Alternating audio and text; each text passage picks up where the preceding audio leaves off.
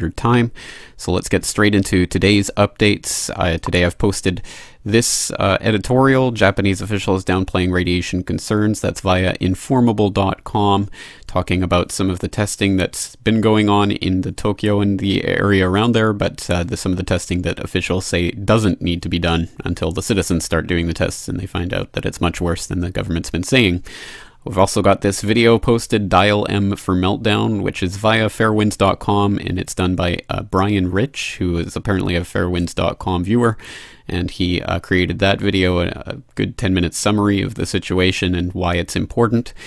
And finally, we have the Fukushima updates for day 222, so let's go through some of those. For example, I have highlighted here the October 16th, 2011 video from Miss Milky the Clown, and when we have the latest headlines from ENE News, over 20 microsieverts per hour from car sold in Chiba. We have ABC Australia, Japanese nuclear company twists public opinion, and that is a link to this video. Following the disaster at the Fukushima nuclear power plant, the role of nuclear power in Japan is a topic of hot debate.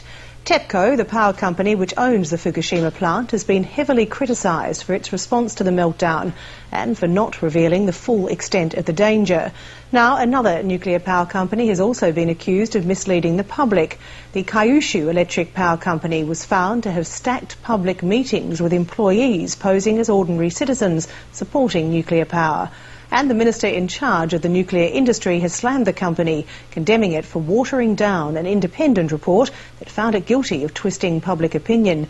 The ABC's North Asia correspondent Mark Willesee reports from Tokyo. The independent report into the Kyushu Electric Power Company was as unequivocal as it was damning. It found the nuclear power plant operator stacked a public meeting with undercover employees. It found Kyushu Electric had also sent in fake emails to a TV program about nuclear power. And it found the local governor had also conspired with the company to manipulate public opinion. But the company has simply shrugged off the findings. I believe it's unavoidable that there's a difference in opinion. We have our own view. In its official response to the independent findings, the company offered a watered-down report with hardly a mention of the governor's name. It prompted an angry response from the minister in charge of the nuclear industry.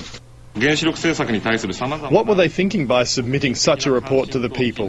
They have some nerve doing this. Kyushu Electric's attempt to wriggle free of this scandal even drew a sharp rebuke from the author of the independent report.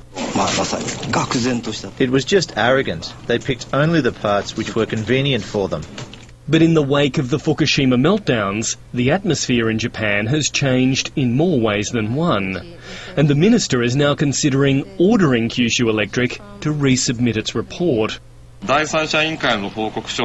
can a public service company in good governance pick just the good parts from an independent report? It's a very serious problem. Kyushu Electric's audacious attempt to manipulate public opinion has only served to heighten scepticism here about the nuclear power companies, with many questioning the lengths the companies will go to promote their business interests. Mark Willesee, Lateline. And then we have this Japan media yet to mention radioactive baseball field in Tokyo, talking about a baseball field that's got 4 microsieverts per hour readings. NHK TEPCO finally confirmed steam came up from underground at Reactor 1.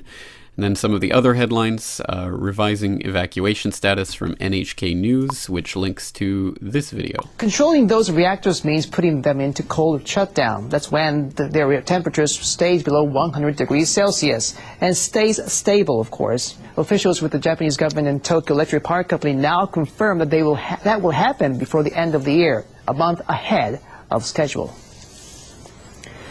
The details are included in the revised timetable for containing Japan's nuclear crisis. The report states that the temperatures around reactors 1, 2, and 3 dropped below 100 degrees at the end of last month. It also says the latest readings show Fukushima Daiichi is emitting about 100 million becquerels per hour of radioactive material. That's about 1/8 millionth the level when the crisis began in March and about half of what it was a month ago. The revised timetable states additional radiation levels in areas just outside the plant should be about 0.2 millisieverts per year at the most. The government is aiming to lift the evacuation orders for the 20-kilometer no-entry zone and the areas outside that zone. The reactors must be in cold shutdown, and the levels of radiation must be lower. Now, of course, what they don't tell you is that at the time of the crisis, the beginning of the crisis, they weren't telling you that it was 100 million becquerels times 8 million. They were telling you it was much less. So that in itself is a bit of a cover-up. We also have TEPCO radiation from Fukushima plant declines further, which is a Reuters story from October 17th. The operator of Japan's tsunami-hit Fukushima nuclear power plant on Monday said the amount of radiation being emitted from the complex has halved from a month ago, in the latest sign that efforts to bring the plant under control are progressing. And finally, we have Living by Reactors. Japanese are split from Wall Street Journal. So those are the updates for today. And again, thank you to all those people who showed their support yesterday by signing up to become subscribers to the Corbett Report. Again, I can't do all of this without all of you.